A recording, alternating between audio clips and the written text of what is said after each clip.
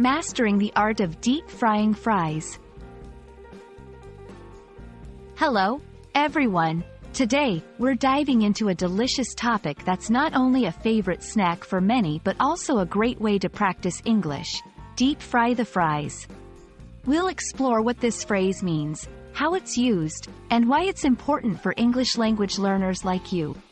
Whether you're a food lover or eager to expand your culinary vocabulary, this video is for you.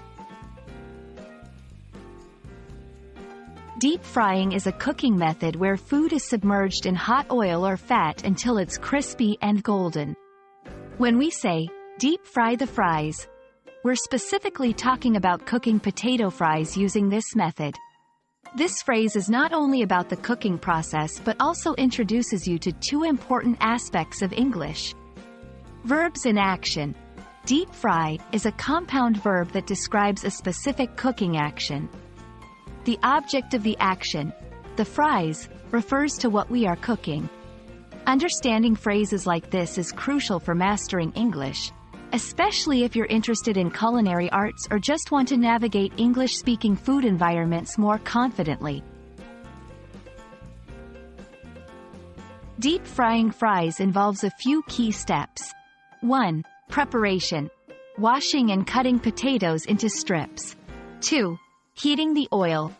The oil should be heated to a temperature between 350 degrees Fahrenheit to 375 degrees Fahrenheit, about 175 degrees Celsius to 190 degrees Celsius. 3. Frying.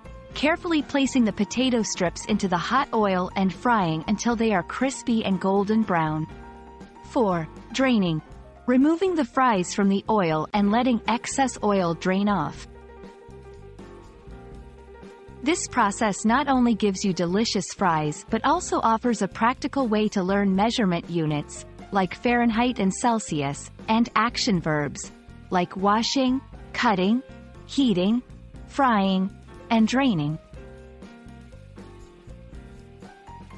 Fries are not just a popular snack.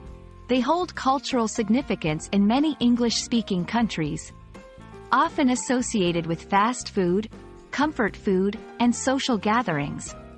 Additionally, there are variations in how fries are served and what they're called. In the United States, you'll hear fries or French fries. In the United Kingdom, they're often called chips. Exploring these variations can enhance your understanding of English as it's used in different contexts and cultures.